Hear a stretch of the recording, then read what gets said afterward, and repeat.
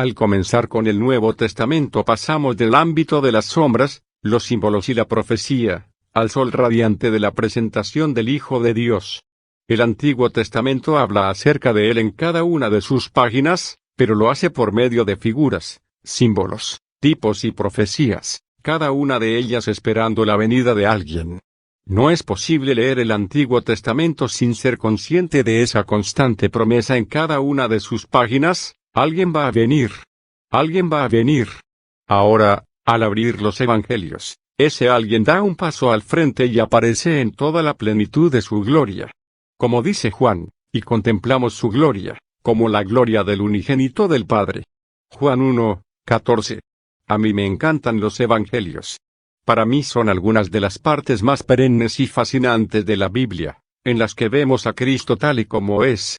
Recordemos que lo que fue es lo que Él es y lo que es también es lo que tenemos, si es usted cristiano. Toda la plenitud de su carácter, de su ser y de su vida la tenemos a nuestra disposición y solo nos enteramos de cuáles son esos recursos al verle a Él tal y como fue y tal y como es. Por eso es por lo que los Evangelios son tan importantes para nosotros.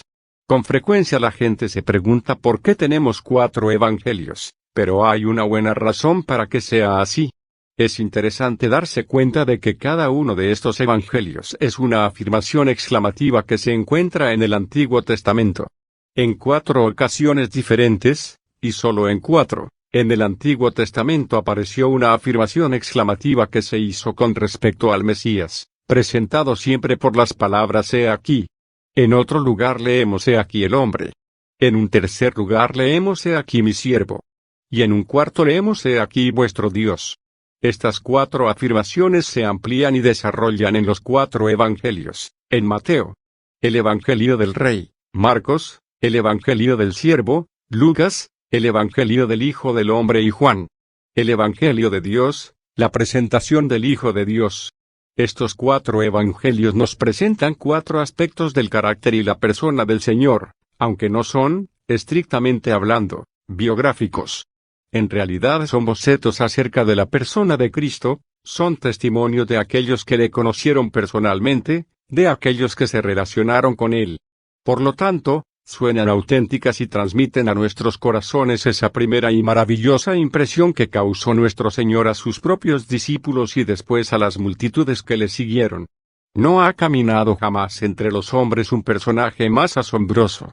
Al leer los relatos de los Evangelios, tengo la esperanza que algo de esa fascinación llegue a su corazón al verle, como un ser vivo, en las páginas de estos Evangelios, revelado a usted por medio del Espíritu, al verle tal y como es.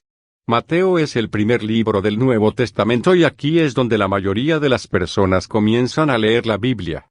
Creo que son más las personas que empiezan leyendo el Nuevo que el Antiguo Testamento y, por lo tanto, eso haría de Mateo el libro más leído en el mundo.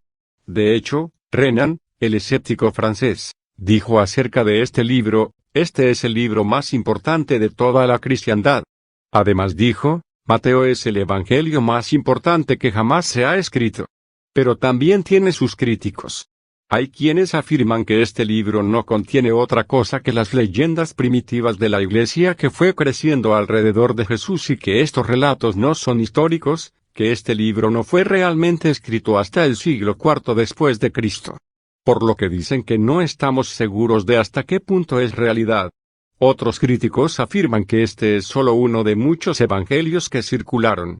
Es cierto que existen, efectivamente, otros evangelios aparte de los 4 del Nuevo Testamento. Está el Evangelio de Bernabé, por ejemplo, y el Evangelio de Pedro, además de otros evangelios, que se encuentran en un libro llamado la Apócrifa del Nuevo Testamento, si desea usted leerlos. Los críticos dicen que es pura casualidad que sobreviviesen estos evangelios y hay una leyenda que comenzó con un teólogo alemán llamado Papas alrededor del siglo XVI, que dijo que los evangelios fueron seleccionados en el Concilio de Niza en el año 325 después de Cristo, recogiendo los muchos evangelios que circulaban en esa época, tirándolos todos debajo de una mesa y luego metieron la mano y sacaron 4 que resultaron ser los de Mateo, Marcos, Lucas y Juan. La insensatez de semejante afirmación resulta evidente para cualquiera que lea los evangelios con atención, pues llevan grabados las huellas de Dios.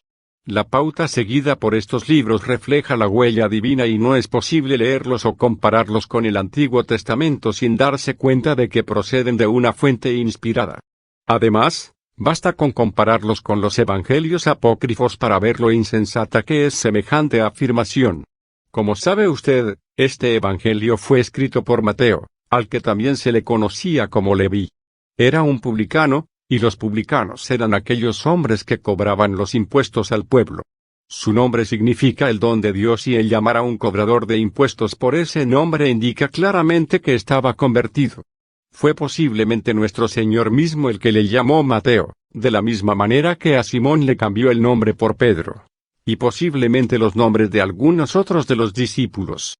Según la tradición, Mateo vivió y enseñó en Palestina durante 15 años después de la crucifixión, y luego comenzó a viajar como misionero, primero en Etiopía y luego en Macedonia, Siria y Persia.